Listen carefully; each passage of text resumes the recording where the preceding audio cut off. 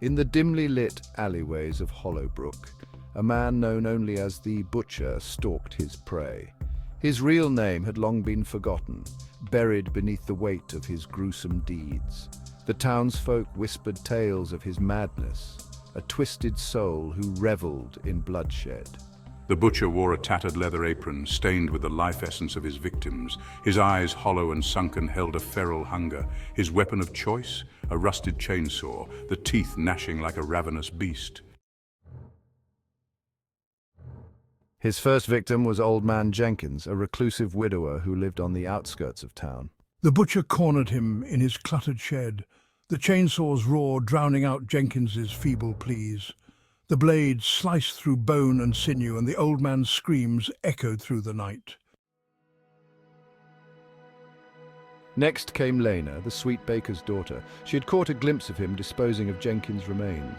The butcher found her in the moonlit park, her innocence no match for his madness.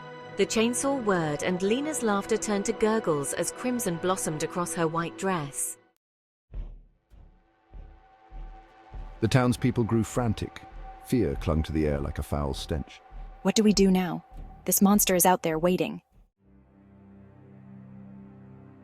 I vow to end this carnage no matter what it takes. Armed with a shotgun, Sheriff Reynolds tracked the butcher to an abandoned factory. The showdown was inevitable. Inside the factory, the flickering lights revealed a macabre tableau. The butcher stood amidst severed limbs and blood-slicked walls. His eyes met Reynolds's, and he grinned, a jagged, unhinged smile. Time to dance. Reynolds fired, but the madman sidestepped, the chainsaw grazing the sheriff's arm. Pain flared, but Reynolds pressed on. He tackled the butcher, their struggle echoing through the cavernous space. The chainsaw spun wildly, sparks flying. In a desperate move, Reynolds disarmed him, sending the chainsaw clattering across the floor. But the butcher was relentless. He lunged, fingers clawing at Reynolds' throat. The sheriff's vision blurred, and he groped for the fallen weapon. His hand closed around the chainsaw's handle. With a primal roar, Reynolds swung it upward, severing the butcher's arm. As the butcher bled out, Reynolds leaned over him. Why? He gasped. The madman's laughter bubbled up. Because life is chaos, and death is my masterpiece.